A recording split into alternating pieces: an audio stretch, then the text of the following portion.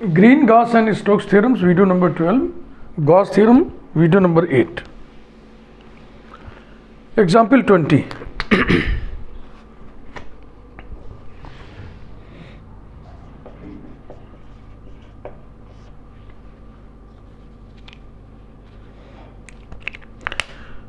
Verify the divergence theorem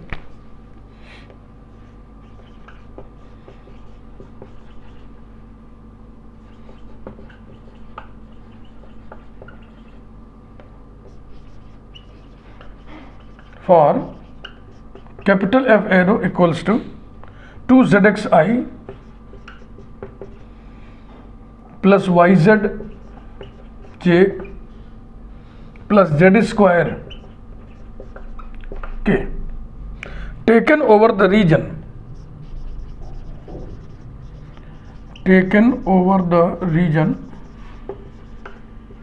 bounded by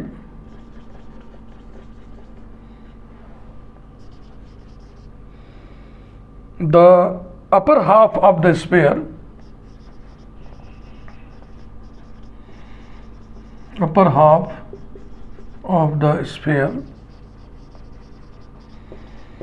x square plus y square plus z square equals to a square, and the plane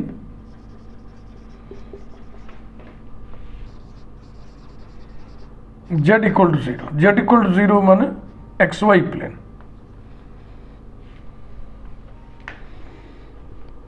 sphere का upper part और नीचे से plate लगी हुई है XY plane, the plane z equal to 0.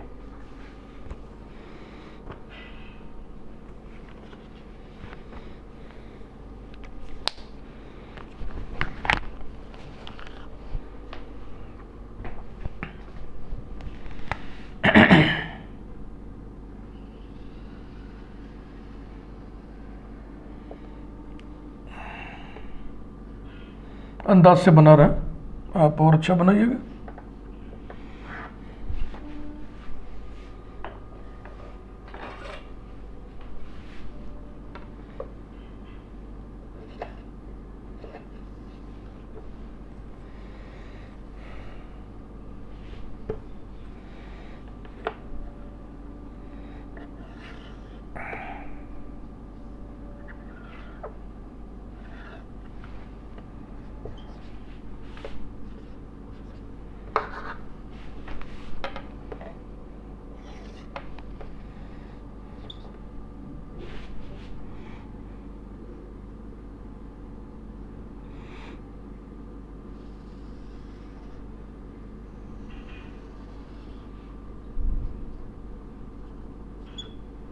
ये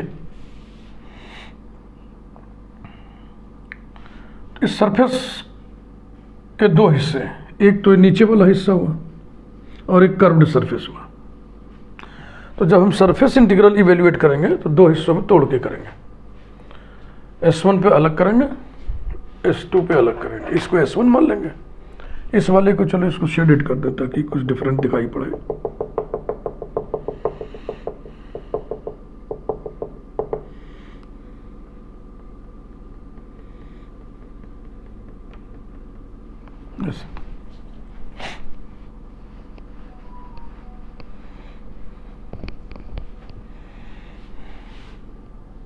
ये हिस्सा S1 है, ये हिस्सा S2 है. यानी S1 क्या चीज है? लोअर प्लेन सरफेस, और वो प्लेन XY प्लेन है. Lower plane surface which is XY plane.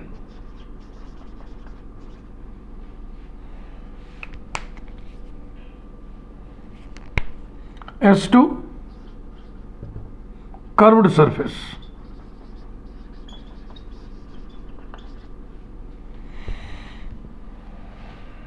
जिसका equation x square plus y square plus z square equal to a square है. कुछ डेटा पहले हम इकट्ठा कर लें, फिर लैंग्वेज लिखें. एक तो डाइवर्जेंस ऑफ एफ एरो चाहिए हमें, 2z plus z plus 2z equals to 5z। Surface का इक्वेशन, जो सरफेस है वो स्फीयर का अपर पार्ट है, स्फीयर का पोर्शन है। जो इक्वेशन स्फीयर का वही उसके किसी भी पोर्शन का भी होगा। Equation of S2,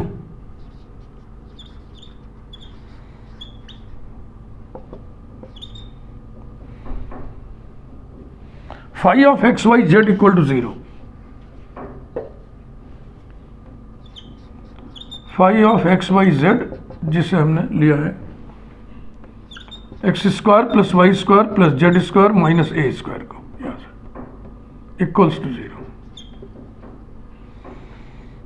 nebula phi निकालना है, gradient phi 2x i cap plus 2y j cap plus 2z k cap equals to with in the bracket x i cap plus y j cap plus z k cap.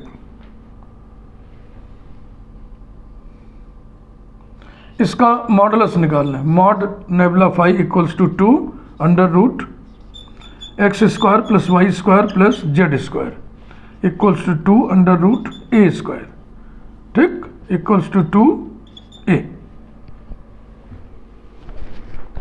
Unit outward normal S2 पे निकालना है, unit outward normal vector to S2 is n cap, which is gradient phi upon its modulus, nebula phi upon mod of nebula phi।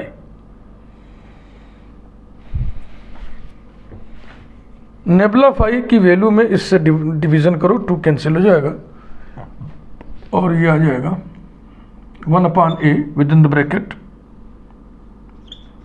X i cap plus y j cap plus z k cap.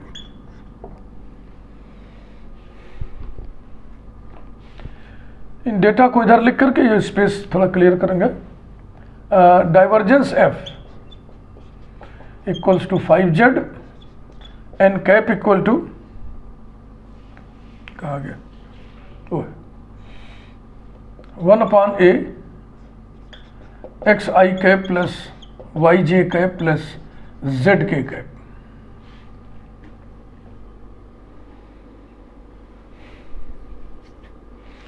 बस इतना data हम निकाल लें।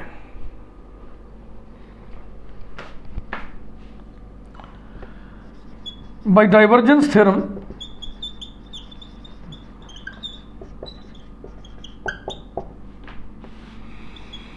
Double integral over s f arrow dot n cap ds equals to triple integral over v, where v is the volume enclosed by this surface, divergence f dv। Number 1, left hand side right hand side अलग अलग calculate करना है। चूंकि left hand side का calculation heavy है इसलिए हम पहले राइट हैंड साइड का कैलकुलेशन करेंगे। दोनों की वैल्यू इक्वल आनी है तभी वेरिफिकेशन होएगा। वेरीफाई करने का मतलब आप बताइए कि इसकी वैल्यू बराबर है।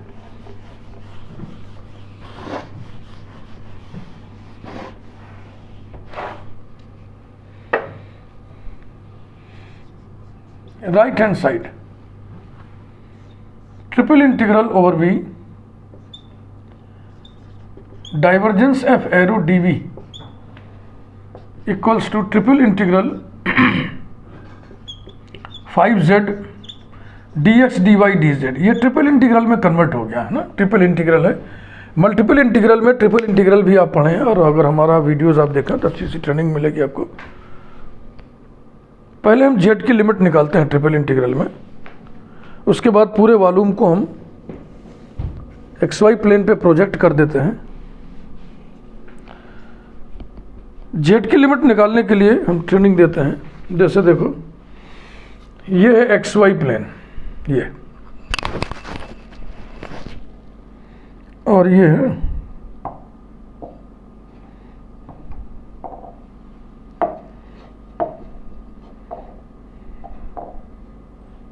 Upper part of the sphere, ठीक है वही।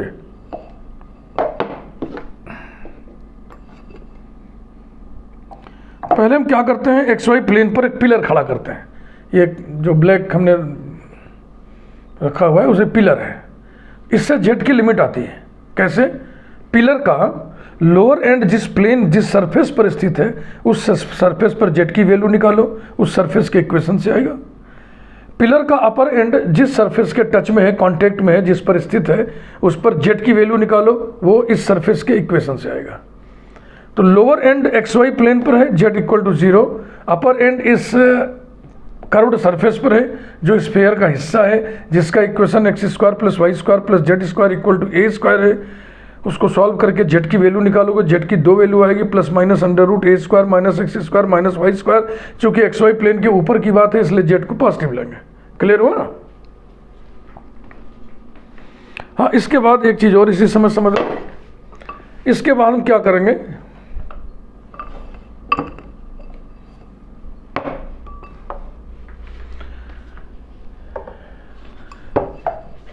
ये जो वॉल्यूम अंदर है, अंदर जो वॉल्यूम है उसको हम ऐसे कंप्रेस करेंगे, एक्स वाई प्लेन पर प्रोजेक्ट करेंगे।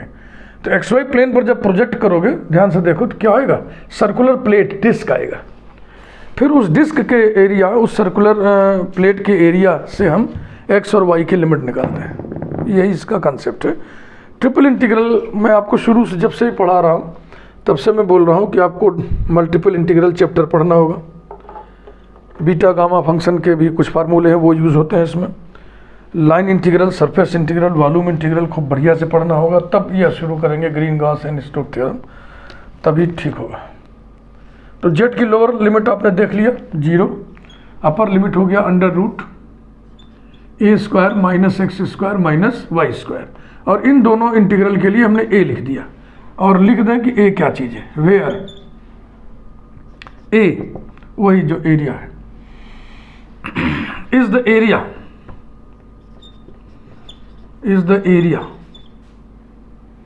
bounded by x square plus y square equal to a square और z इक्वल टू 0। अब इसके लिए अलग से एक फिगर हम बना लें, क्योंकि इसमें एक्स वाई प्लेन ऐसा है और अभी हम इसको ऐसे कर दिए, क्लैरिटी के लिए ऐसा कर रहे हैं बस। dx dy है, अभी नहीं, अभी थोड़ा जेड को पहले निपट लें फिर इसको बताते हैं। Equals to double integral over a, z के रेस्पेक्ट में कितना आएगा 5 जेड स्क्वायर बाई 2, यानी 5/2 जेड स्क्वायर माने ये 0 रखने से कुछ आएगा नहीं, तो ये लिमिट का स्क्वायर करेंगे तो आ जाएगा a square minus x square minus y square dx dy equals to 5/2 integral बड़ा bracket a square minus bracket में x square plus y square dx dy। देखो अभी अभी दिमाग में एक योजना आई, तुरंत उठी है कि क्यों ना इसको हम पोलर में बदल दें। मल्टीपल इंटीग्रल चैप्टर में ये भी टेक्निक्स तो सिखाई जाती है। डबल इंटीग्रल का इवेल्युएशन हम उसको पोलर में बदल के करें, आसान पड़ेगा ऐसा मुझे लग रहा है। आओ करते हैं।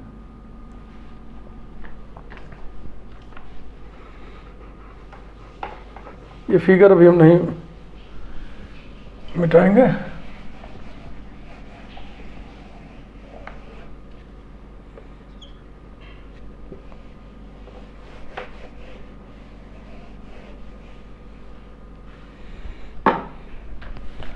इसे हम इनिशियल लाइन मान ले रहे हैं, थीटा इक्वल टू 0 लिख दिया। इस रीजन में हमको इसे इवेल्युएट करना है डबल इंटीग्रल को, तो क्या कर रहे हैं हम इसमें पोलर स्ट्रिप ले रहे हैं। पोलर स्ट्रिप स्वीपिंग स्ट्रिप होती है, ये स्वीप करती है, ये ऐसे स्वीप करती है। तो इसको हम कितना स्वीप कराएं पूरा रीजन स्वीप आउट हो जाए। तो अगर इसको हम यहाँ इस सिरे को यहाँ लाएं और इस सिरे को ऐसे घुमाते रहे यहाँ लाएं तो थीटा वेरीज फ्रॉम 0 to 2 पाई, है ना। और आर यहाँ पे 0 होगा और यहाँ पे आर कितना होगा, आर इक्वल टू, इसका इक्वेशन निकाल लो, x square plus y square बराबर आर स्क्वायर होता है ना, कार्टेशियन और पोलर का inter relation, x equal to r cos theta y equal to r sine theta. तो r square equal to a square माने r equal to a. Changing to पोलर्स,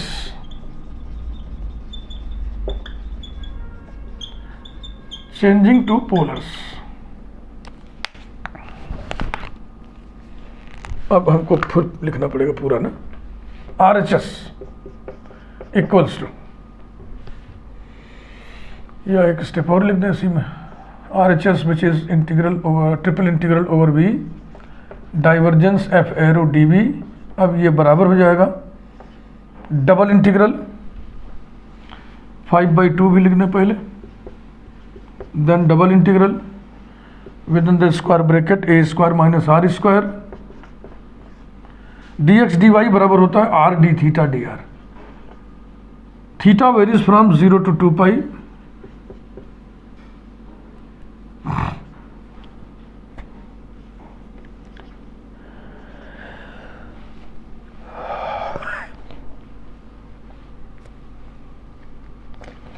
r varies from 0 to a equals to 5/2 integral 0 to 2 pi bracket a square r minus r cube d theta dr। पहले r के respect में हम integrate करेंगे, 5/2 integral 0 to 2 pi, r के respect में integral हो गया a square r square upon 2 minus r to the power 4/4 और फिर d थीटा। r की लिमिट हमें 0 से a रखनी है, तो 0 to a लिख दें यहाँ पे, ये r का है, 0 रखने से कुछ मिलना नहीं है, equals to 5/2 integral 0 to 2 pi bracket a to the power 4/2 minus a to the power 4/4 d theta equals to 5/2 into, ये कांस्टेंट है इस इंटीग्रल के लिए बिल्कुल बाहर हो जाएगा, और उसकी वैल्यू कितनी आएगी a टू दी पावर 4/4। उसके बाद जो बचेगा वो बचेगा 0 to 2 पाई d थीटा, जिसकी वैल्यू आएगी 2 पाई, तो इंटू 2 पाई, 2 से 2 कैंसिल हो गया, बच गया 5 pi a to the power 4/4। ये आ गया राइट हैंड साइड की वैल्यू, देखो 5 pi a to the power 4 और ये 2 कैंसिल हो गया अपॉन 4, तो RHS की वैल्यू आ गई, RHS equal to 5 pi a to the power 4/4। अब हम निकालेंगे लेफ्ट हैंड साइड,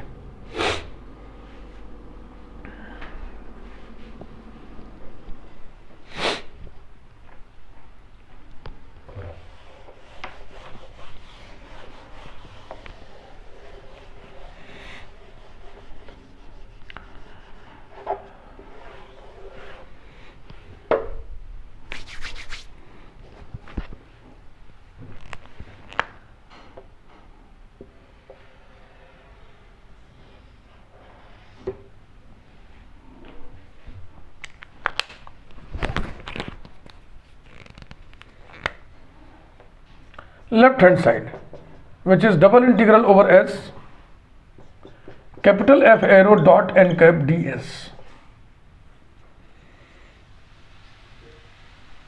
नंबर 1 हम डाल चुके हैं ना, जिसमें लिखा था by divergence theorem this is equal to this. अब इसको दो हिस्सों में हम तोड़ रहे हैं, डबल इंटीग्रल ओवर s1 जैसा कि फिगर में दिखाया गया है, F arrow dot n cap ds plus double integral over s2 F arrow dot n cap ds। और हम समझ रहे हैं कि इसको हम लोग नंबरिंग कर दें 2, अलग अलग कैलकुलेट करें ना, पूरा एक साथ ढोना पड़ेगा हर स्टेप में। Now double integral over s1,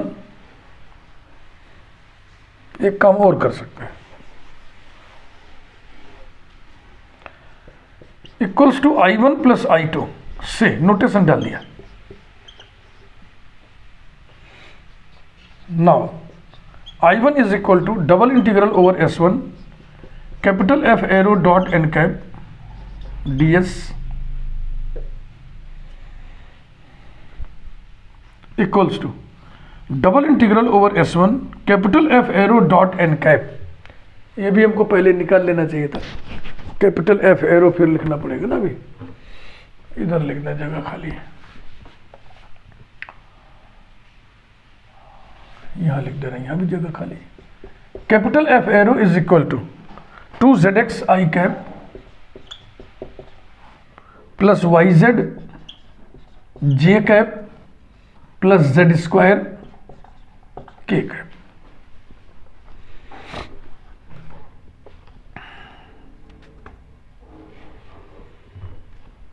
F dot n cap, पहले तो लिखिए एफ डॉट एन कैप क्या होगा। S1 लोअर पोर्शन है, लोअर पोर्शन है ना, तो इसका जो यूनिट आउटवर्ड नॉर्मल होगा वो इधर होगा, इधर इधर माने ओजेड के अपोजिट। तो एलॉन्ग ओजेड यूनिट वेक्टर के कैप है, उसके अपोजिट माइनस के कैप होगा, तो ये हो गया माइनस के कैप। और XY प्लेन पर DS elementary area dx dy होता है, तो ये हो गया dx dy equals to double integral over S1 F dot minus k cap. अब करिए, माइनस के कैप से डॉट करेंगे तो आएगा minus z square, minus z square dx dy equals to 0। कारण लिखिए since z equal to 0 on S1। S1 क्या चीज है? XY प्लेन है। S1 XY प्लेन है जिस पर z 0 होता है। तो I1 की वैल्यू इस तरीके से कैलकुलेट हो गई, बहुत ही शॉर्ट। अब I2 में थोड़ा सा दिक्कत होगा, थोड़ी दिक्कत।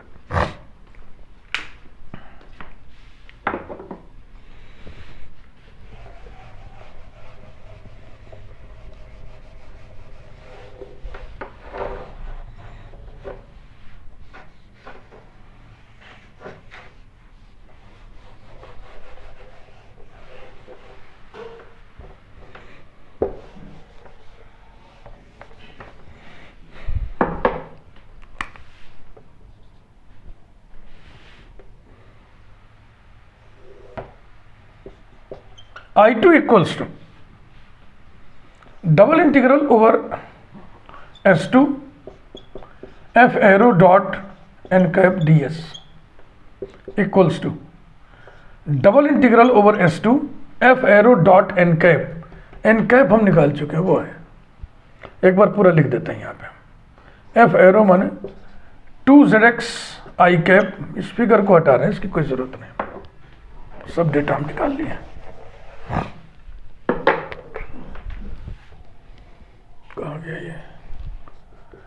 Plus y z j cap plus z square k cap dot n cap 1/a with in the bracket x i cap plus y j cap plus z k cap और ds equals to, इसमें z common लग रहा है ना, double integral over S2 z by a, इसमें से z हटा लिए तो क्या क्या बचा? 2x i cap plus y j cap plus z k cap dot x i cap plus y j cap plus z k cap ds equals to double integral over S2 z by a, और इसका dot कितना आएगा? 2x square plus y square plus z square ds।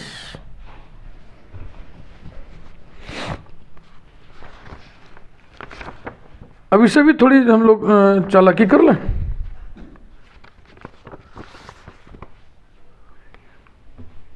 हल्की सी setting देखें। Equals to double integral over S2 z by a square bracket small bracket x square plus y square plus z square small bracket closed plus x square square bracket closed ds। ये देखो x square plus x square मिलकर 2x square हो जाएगा। और हम क्या करें, x square plus y square plus z square की जगह a रख दें, क्योंकि हम इस समय सरफेस S2 पर है, और S2 क्या है? स्फीयर का पोर्शन ही है। पूरे स्फीयर पर x square plus y square plus z square, एक इक्वेशन ये भी है, इसको कहीं नोट कर लें हम लोग। ये है left hand side I1 plus I2, ये नंबर 2, इसे भी हटाओ।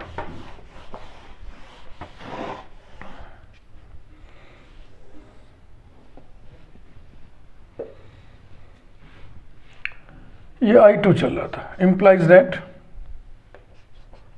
I2 equals to double integral over S2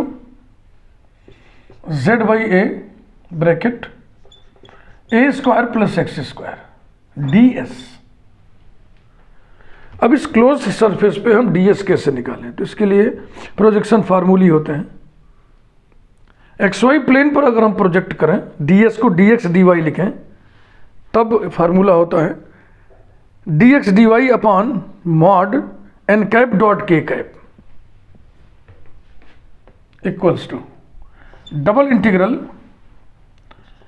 z by a square plus x square, और ds की जगह हम लिख रहे हैं, एक व्यूअर ने पूछा था क्वेश्चन कि कब हम किस प्लेन पर प्रोजेक्ट करेंगे, कौन सा प्रोजेक्शन फार्मूला हम निकालेंगे तीन में से। तो मैंने जवाब दिया था कि जहाँ सिमेट्री है वहाँ तो हम किसी पर भी प्रोजेक्ट कर सकते हैं, लेकिन जहाँ सिमेट्री नहीं वहाँ पे आपको एक स्किल चाहिए और बहुत ही सिंसियरली हमें ध्यान देना होगा। तो देखो अब ये जो कटोरा है सेमी स्फेयर है, sorry hemi sphere, 3 dimensional figure का आधा लेना होता है तो हेमी पढ़ते हैं प्रीफिक्स, और 2 डायमेंशन में सेमी पढ़ते हैं। तो इस हेमी स्फेयर का प्रोजेक्शन जाहिर सी बात है ये किस पर इसे औंधाया हुआ है, किस पर इन्वर्टेड फॉर्म में रखा हुआ है, XY प्लेन पे, तो इसी पे तो प्रोजेक्शन हम लेंगे, कहाँ इधर उधर भटकेंगे। तो ds की जगह हम लिखेंगे dx dy upon mod n cap dot k cap.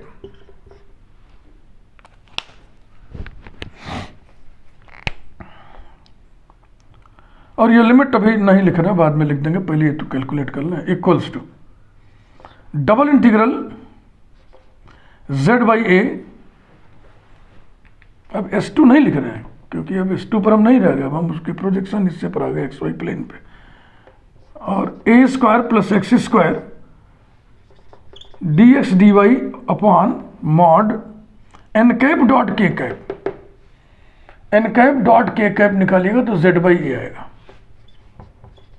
ए रेडियस है इसलिए पॉजिटिव है, और चूंकि XY प्लेन पर आप हैं, XY प्लेन और उसके ऊपर, तो z निगेटिव नहीं होगा, नॉन निगेटिव होगा। तो मॉड के अंदर अगर x नॉन निगेटिव है तो मॉड x बराबर x होता है। तो ये हो गया double integral z by a square plus x square dx dy और 1 upon z by a. z by a cancel हो गया।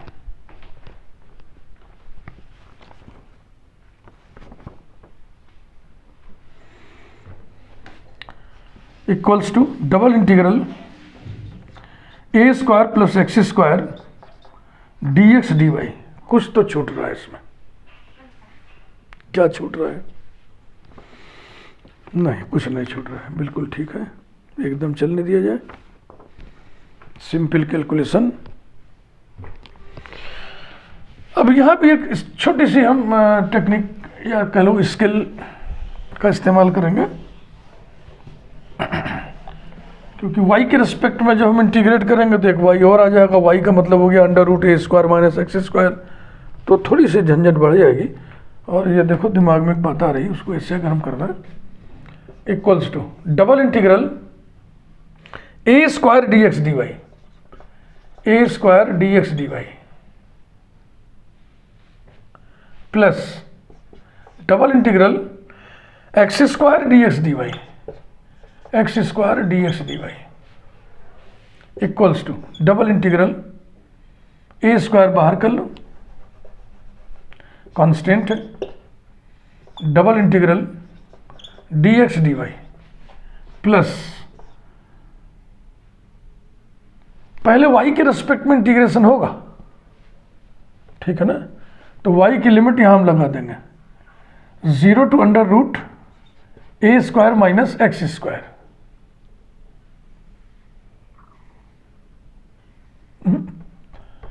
Minus under root a square minus x square, और x की लिमिट minus a to a. Figure हमको लगता है बनाए थे क्या, फिर उसको बना लो जो नीचे वाला हिस्सा है, यही तो है प्रोजेक्शन। dx dy माने y एक्सिस के पैरेलल हम स्ट्रिप लेंगे, और इस स्ट्रिप को इतना हम स्पान करेंगे, फैलाएंगे कि पूरा रीजन इन बिटवीन हो जाए। तो ये इतना, तो एक बाउंड्री इधर आ गई, एक बाउंड्री इधर आ गई। इसका equation x equal to minus a, इसका equation x equal to a. y की लिमिट कैसे निकलेगा? स्ट्रिप का लोअर एंड जिस पर स्थित है उस पर y का मान, और अपर एंड जिस पर स्थित है उस पर y का मान। तो लोअर एंड अपर एंड दोनों इसी सर्किल पर स्थित है ना। और सर्किल का इक्वेशन होगा x square plus y square equal to a square. तो y की वैल्यू क्या हो जाएगी? नीचे वाले हिस्से पर हो जाएगी ये, ऊपर वाले हिस्से पर ये। तो इसके आगे हम लिख रहे हैं, एक लिखा ना प्लस, क्योंकि y के रेस्पेक्ट में हम करने जा रहे हैं, y की जगह माइनस वाई रखने से कोई असर नहीं पड़ेगा। इसलिए by the property of definite integral ये हो जाएगा twice integral minus a to a x square square bracket integral 0 to under root a square minus x square d y square bracket closed d x equals to a square. इसे देखें, ये क्या चीज़ है? Double integral d x d y क्या होता है? Area, area का फॉर्मूला। तो एरिया कितना हो जाएगा? Pi into radius square, pi a square plus 2 integral minus a to a x square. अब इसमें कितना आएगा? ये आएगा under root a square minus x square d x.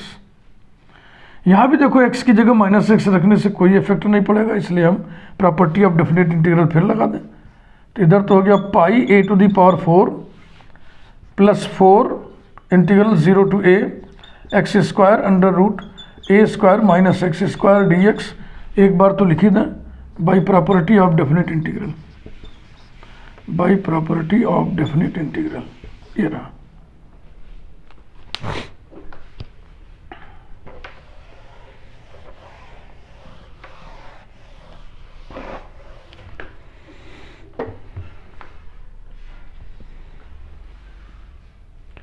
अब हम ट्रिग्नोमेट्रिक सब्स्टिट्यूशन का इस्तेमाल करने जा रहे हैं। पुटिंग x इक्वल टू a sin t so that dx इक्वल्स टू a cos t dt we have, ये वैल्यू किसकी निकल रही है? I2 की। I2 equals to pi a to the power 4 plus 4 integral when x is 0 sin t is 0, t is 0, when x is a sin t is 1, t will be pi by 2। x square माने a स्क्वायर sine square t under root a square minus a square sine square t into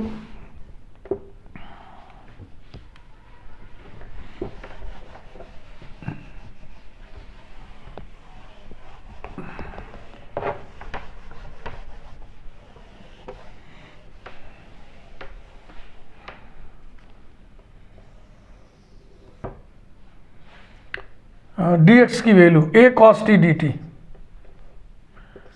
a cos t dt equals to pi a to the power 4। देखो a square into a cube हो गया, एक a यहाँ से आएगा a to the power 4 plus 4 a to the power 4 integral 0 to pi by 2 sign square t 1 minus sine square cos square, बाहर cos निकलेगा तो into cos square t dt।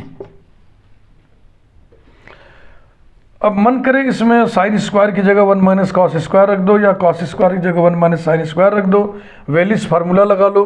मन करे तो जो गामा बीटा फंक्शन चैप्टर में एक mn formula होता है वो लगा लो, ये आपके ऊपर डिपेंड करता है, ये आपको क्या बढ़िया से याद है। तो हम गामा बीटा फंक्शन वाला फार्मूला यहाँ पे फिट कर दे रहे हैं।